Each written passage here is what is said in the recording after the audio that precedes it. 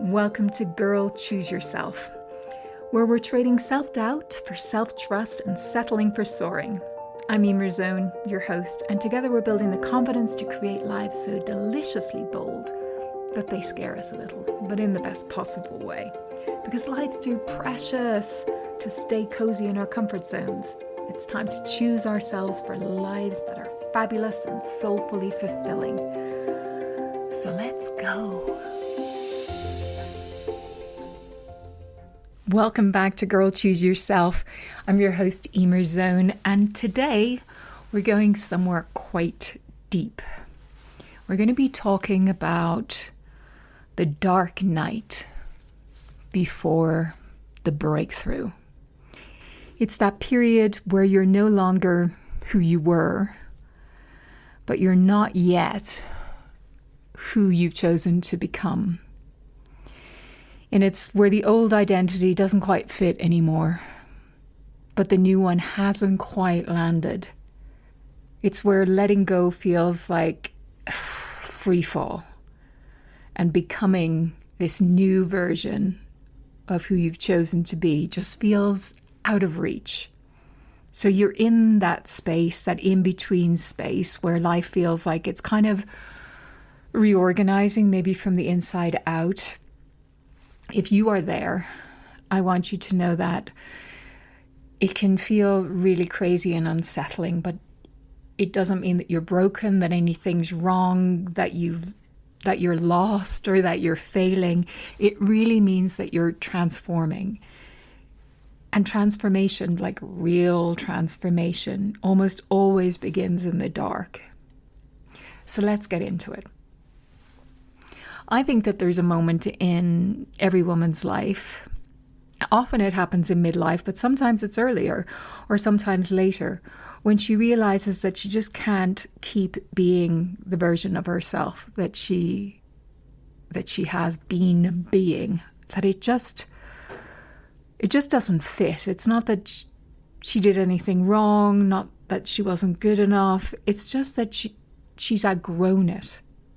She's outgrown that identity that once felt right, that feels so familiar, that kept her safe, that she knows and recognizes, that is so practiced, but it's outgrown now. And the truth is, letting go of an identity that we've inhabited for so long, it feels bloody terrifying because it is a kind of a death. And it's the death of a way of being, a way of coping. It's the death of a role. It's the death of the certainty that surrounds that role. It's the death of how the world once understood you. And it's the death of that identity through which you interacted with the world, through which you saw the world. And before the breakthrough, before the rebirth, the transformation, if you will, there's always a grieving. I think we grieve who we were. We grieve the stories we lived inside. We grieve the roles that no longer fit, that we've outgrown. We grieve the parts of us, that kept us alive, that kept us going, even though they can't take us now where we are headed, where we're going now. They're just not right to take us where we want to be. And letting go is so hard, not because we're weak, but because our nervous system is wired for familiarity. We would rather cling to the old, even when the old doesn't fit right, constrains us, is suffocating, than step into a future that we can't yet predict, because that will set off alarm bells for our nervous system. And the deeper truth is that the self that you're becoming cannot emerge until the self you've been is released and let go. And that's why the dark night exists, not as some punishment, but really as preparation. And there's so much misunderstanding about the dark night of the soul. We imagine it as a crisis, like it's a collapse, a sign that something has gone terribly wrong, because it's so incredibly unsettling. But what if it's the opposite? What if the dark night is really the moment that we get to stop? We get to stop. We just I think it's when we stop being able to tolerate a life that isn't ours anymore. We just can't do it anymore. And what if it's the moment your inner truth becomes louder than your conditioning? It's like that truth inside is just like, you can't ignore me any longer. This is urgent now. Time's getting on. You're not getting any younger. We can't just keep walking along this path when it just doesn't feel right, just because it feels familiar. It's really, I think, the moment when our souls refuse to live under these old rules. And the dark night is the in-between. It's the void, the place where the old identity dissolves and where the new identity is gestating. It's preparing for its birth. And it feels fucking awful. Let's be honest, it's not fun. It feels really disorienting. It feels like an emotional fog. Maybe you sense there's a loss of enthusiasm. You're questioning everything. Maybe this isn't for me. I can't do this. There's like the collapse of the old coping mechanisms, things that used to bring you sort of ease and a sense of comfort no longer do that. Maybe you feel like I don't recognize myself anymore, or just a deep restlessness. This really resonates for me. A deep restlessness that you can't quite explain, or feeling pulled towards something and you can't name it, you can't see it fully, you don't quite know what it is, but you just feel that's the direction.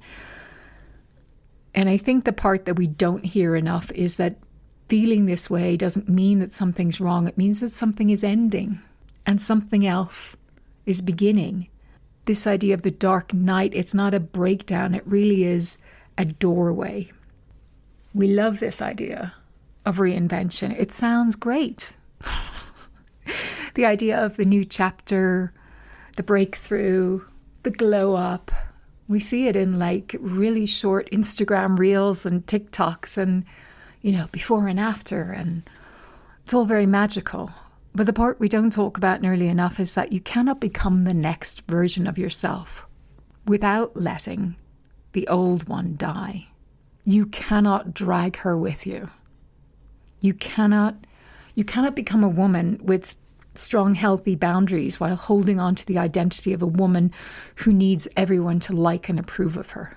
You cannot step into your calling while clinging to the identity of a woman who stays silent, who's afraid to share her voice. You cannot expand while remaining loyal to the identity that was built for survival instead of full creative expression. And I think becoming almost requires a kind of betrayal, not of others, but of the outdated self that you've been inhabiting for years, that you've been loyal to. And our old identity was built from, who we needed to be for others, who we needed to be to feel safe, who we needed to be to win approval, who we needed to be to fit in. It was built from our childhood patterns, the patterns and conditioning from our families of origin. It was built from old fears, outdated stories, and our new identity has to be built from a deep truth. It needs to be built from a pure desire. It needs to be built from a new self-concept, consciously designed. Our new identity must be built from choice, from conscious authorship. It's no longer a self that's inherited from others and patterns, but it is constantly chosen from this deep truth. It's choosing ourselves in a profound and sacred way. There's a line in scripture that says, you cannot serve two masters. A writer that I love, Neville Goddard, used this as the core of his teaching on identity. And it's true, you cannot be loyal to the woman you're becoming while still serving the fears, the habits, and the self-concept of the woman you used to be. One identity must step forward and the other must fall away. You get to choose which master you serve, the past or the future. And that's the shift that creates this dark night. It's the moment you realize, I cannot be her anymore. It just isn't me. It doesn't fit. It doesn't fulfill. It doesn't resonate anymore. I don't recognize her. But I don't yet know how to be the woman that I'm choosing to be. And this is the sacred hinge of transformation. So let's talk about that in between. There's a moment after you let go of the old self where nothing has taken its place yet. And this is the void. And it is the most spiritually important moment of the journey. Because in the void, that's where trust is forged. It's where we stop relying on performance and start relying on a deep, soulful presence. It's where we stop living from habits and start living from a deep, sacred truth. It's where we stop outsourcing our belonging and we start truly belonging to ourselves. But it's also the most tempting place to turn back, because inside the void it feels like I don't know who the hell I am anymore. And I don't like that. I don't know what comes next. I don't know how to make this feel stable. And I like stable. And my nervous system likes stable. It likes secure. It likes familiar. That feels safe. I want to go back to what I know. And so I think we really need a reframe. The void is not the absence of identity. It really is, it's compost. It's everything you're releasing is kind of breaking down, not to hurt you, but to fertilize and provide compost for the next version of you. All of it has served you up until that moment, but no longer. And this is where self-concept work becomes everything. You must begin to assume the feeling of the woman you are becoming long before you see evidence of her. Identity precedes the experience of her. You must feel into the next version before you see her in the mirror, before your life reflects her, and before others recognize her. You have to be the one who is firmly on your own side, choosing yourself, this very clear self-concept that you are claiming. And you have to assume the feeling of being long before the external world validates that. Your old self cannot take you there. Only the becoming self can. I've spoken before, I know, about the ceremony and how important I think it is, and I feel that we've lost a lot of it, but there is a real sense now in the world of that need for more ceremony. And humans have always known that letting go, this process of letting go, requires that ceremony. And here are just a few examples from the Celtic tradition, the Celtic Samhain. It's that time when we speak about the portal between worlds being open and a time of release, a time that we release what no longer serves and symbolically let the old year die. The Japanese have a ceremony called misogi, a ritual cleansing, a washing away of the old identity to step into a purified state. In the Eleusinian mysteries in ancient Greece, initiates underwent a symbolic death and rebirth as a rite of spiritual transformation. It's this letting go and this stepping into the newness. And I live now in Santa Fe and surrounded by First People communities, and the indigenous people of these lands had, and many other places around the world, had fire ceremonies used to release burdens, identities and attachments, releasing them back to the earth. And modern psychological rituals have borrowed much from these ancient traditional ceremonies. Maybe you've written and burnt a letter. Maybe you've released and let go of objects or done some intentional grief work, all to acknowledge an identity shift, a letting go and a moving onward and into something new. And what all these traditions understood is this: endings deserve reverence. Release is a sacred act, and becoming requires space. And the human heart needs ceremony to metabolize change.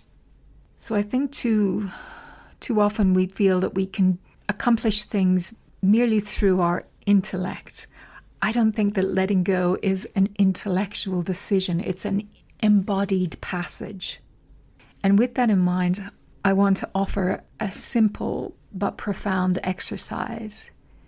I think it's very useful to do an exercise like this towards the end of the year, and I'm recording this towards the end of the year. So maybe you would like to take on this practice and ritualize it in a way that makes it sacred for you. So you can do this after listening, or pause the episode and come back. Just take a piece of paper and write the version of me I am letting go of at the top of the page. And then on that page, I want you to name her patterns. Identify and name her fears. Name what she's carried. Name what she's felt she needed to protect. Name the ways that she's kept you small, and name the ways she's kept you alive. And then write, I honor her, I release her, I am now becoming someone new. And then if it feels right, you can burn the page, you can tear it, you can bury it, make that a symbolic ritual that is meaningful for you. Let the old self be let go of, return to the earth, and then place your hand on your chest and offer these inquiries to your deepest self. Who am I choosing to become now? What does she know? What does she choose? What does she believe about herself? And assume the feeling of her, this new becoming, your chosen self. Inhabit that energy, even for a moment, even if it's just a vague flicker within you, just leaning into it. And you might like to put your hand on your heart, just recognizing that she's there and she's ready. So if you are in the void right now, if you are letting go of who you used to be, who is no longer who you choose to be, I want you to hear this. You are not falling apart. You're shedding. You're not lost, although it can feel like that. You are being rewritten. And you most definitely are not behind. You are right on time. The dark night before the breakthrough is the place where every powerful, magnificent woman has stood before she rose. Let yourself be here. Let yourself open and soften. Let it be what it is. Let yourself release with gratitude and with love what you have outgrown. Let yourself deeply honor what is ending. Let yourself open to and become who you truly are.